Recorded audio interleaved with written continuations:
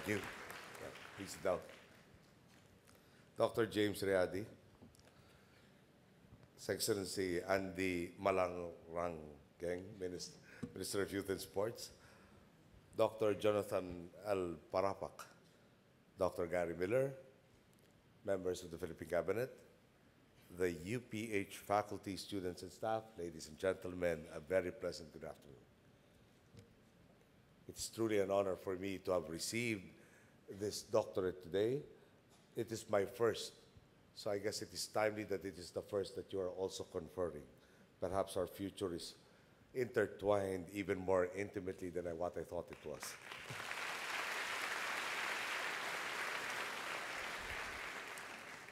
When I was a member of the legislature, and the legislature is tasked to deal with laws, there were several quarters that expressed amazement at my grasp of the concepts of law.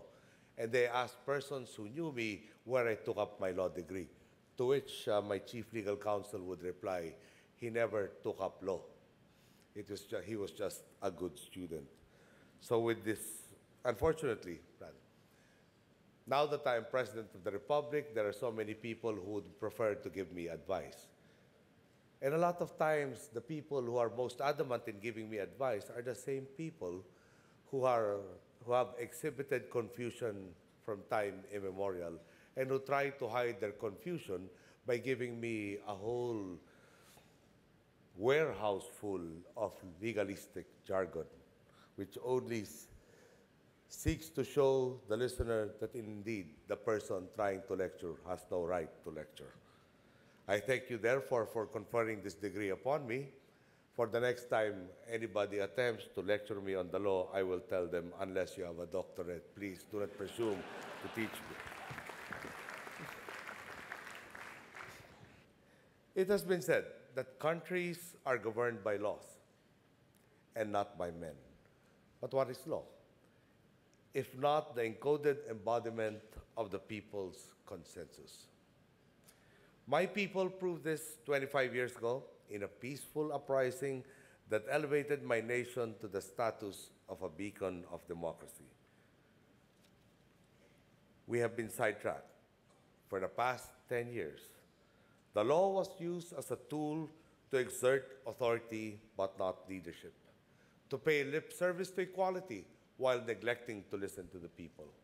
We reclaimed our direction with last year's elections. And now, 25 years after the People Power Revolution, unfortunately, its promise is still not fully realized. Being the son of my parents, Ninoy and Cory Aquino, and the inheritor of their legacy, I feel it is a promise that I feel duty-bound to fulfill. More importantly, I now possess the mandate granted to both my parents by our people. This is a mandate with a concurrent promise in its simplest terms of bettering the lives of our citizens. This is the same promise that democracies the world over hold, the promise of freedom from oppression as well as poverty, the promise of a system that allows the same opportunities across all strata of society, the promise not only of progress, but of equitable progress. Oceans away from our corner of the globe, people are clamoring for the fulfillment of the same promises.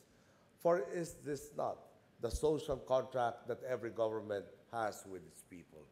In other parts of the world, this affected citizenry is characterized by an educated youth with unprecedented access to information and an absence of economic opportunities, have gathered in squares, thrown their bodies in front of tanks, and called for change. Our respective motherlands are no strangers to such phenomena and are indeed sisters in this regard. We have both gone through extended authoritarian rule that ultimately failed to deliver. Our peoples have chosen the path of a pluralistic democracy where they choose their leaders and through the power of the ballot make their approval or disapproval known. This is a path that is sometimes noisy, sometimes confusing, and sometimes inefficient. It is a path riddled with many voices, many of which are trying to outshout each other. But it is also the path of consensus. It is a path where all sides of an argument can be heard, until a point of action that embodies the aspirations of a whole nation is arrived at. This can only be achieved through a government that is transparent in its processes and that holds itself accountable for its actions. Admittedly, my nation has only recently reclaimed this ideal after many years of having the system manipulated for the personal gain of one person and one group. Such is the struggle of democracies such as ours, the need to constantly reset the compass of the nation, to constantly reaffirm that which is truly important, to constantly enhance the system so that no individual, however much he or she may try to hold on to power, shall succeed in doing so. Because always, at the bottom line of democracy lies tolerance, responsiveness, and evolution. The ideals of democracy live through governments that are open to change, that listen to, believe in, and empower its people so that their dreams might be achieved. Key to the responsiveness of a democracy is the strengthening of its institutions. This not only means arming them with laws, policies, and resources that allow them to fulfill their mandate. More importantly, it means installing a culture of integrity so that their ideals withstand attacks from those who wish to manipulate the system for personal gain.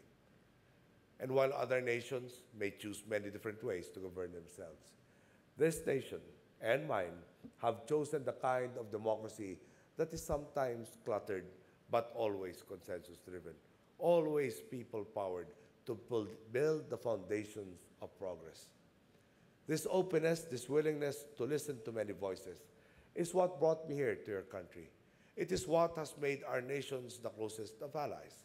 It is what has allowed a Catholic president from the largest Christian nation in Asia to speak in a Christian university right at the heart of the most populous Muslim nation in the world. And it's also what allows our institutions to fulfill their mandates under the mantle of integrity, which in turn allows progress to ensue by granting the people the opportunities to fulfill their potential. Ultimately, the strength of government lies in its responsiveness to the needs and aspirations of its people. This allows it to continuously evolve, which consequently keeps public discontent at bay, a discontent that has fueled the fires of many revolutions and has toppled many dictators in the past. Evolution is the lifeblood of consent from the people. Change is the essence of governance. The Philippines and Indonesia are parallel in this regard. Our respective nations, along with a few of our neighbors, hold high the beacon of pluralistic democracy around the world. And while other nations might follow different paths, it is to the same bedrock principle of compassionate, responsive, transformative public service that any government would owe its success.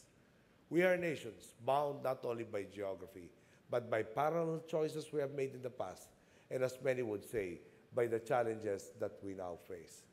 This is perhaps what binds us with every people who has won its freedom. These aspirations to be heard, to be allowed equal opportunity, to be treated with dignity, decency, and respect are not merely democratic, but more importantly, humanistic in essence.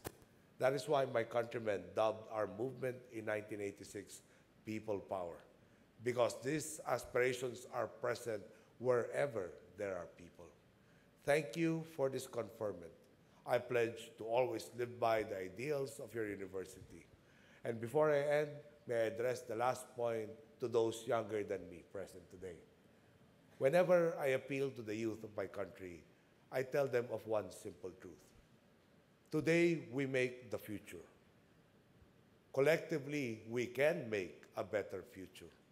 And if we do work together, success is all but guaranteed. Conversely, digressing to apathy, to cynicism, will undoubtedly lead to a future that is more yours rather than mine. In essence, what I'm trying to say is, if we succeed, collectively, the youth today will enjoy our success far much longer than those of us who came before you. But if the reverse happens, because we did not participate, then collectively, the youth will suffer more than those that came before them because they do have longer life expectancies. So the path should be clear. Let us participate in making our future one that is concerned with other rather than concerned merely with the self. Thank you. Good day.